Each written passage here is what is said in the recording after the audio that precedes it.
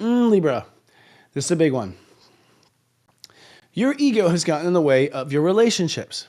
And it always does, frankly. That ego is meant to be strong for another.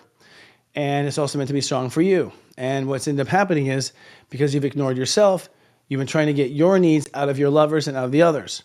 So Libras have been sort of on the dark side in the sense that they have really been using their partnerships to get what they want. That's the cold model, if you will. Now, that said, this week you're going to open up your career, your ego, to the idea that you have to be flexible with what type of relationship you have. And when the sun conjoins Chiron, you're going to face your fears of being a hot mess. In other words, being the one that destroys the marriage, being the one that destroys the situation. In fact, you've always had fear of destroying the situation, which is why, in some cases, Libras have been a little devious and not truthful because they're actually trying to keep the relationship alive, but they've been doing it through poor means. Poor means being ego means and not spiritual means. Spiritual means. I said memes.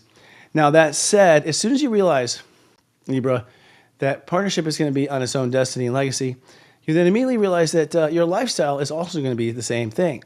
That your lifestyle choices are either compassionate or not. When I say compassionate, I mean to you, not the food bank, you. So you open up, I think, and you start to realize that Venus conjoining Saturn means you have to open up to the spiritually led lifestyle that you feel most connected to, and where you feel you have the best relationship with. That might not be the wealthy life path. That might not be the one where you're popular. That might be not be the one where you're in control of everything that you want to be in control of. So it's an acceptance that you belong there, even though it may not make sense. And lifestyle, by the way, is how you work, how you live every day, the routines you involve with, the people you're involved with, your club members, to everything. So you realize it's time to open up and accept this lifestyle that's likely tied to the fact that I'm open about relationships, or in open relationships is another way to put it. Now, what this leads to is another truth.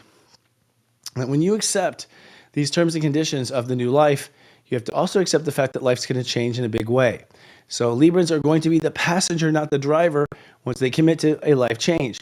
And that you're going to have to be really focused on where you draw the boundary. Because your boundaries have to go to a higher sophistication now. It cannot be one thing or the other. It must be one thing as long as this happens and that happens and that happens. Quantum, basically. That you have to take yourself to a quantum boundary.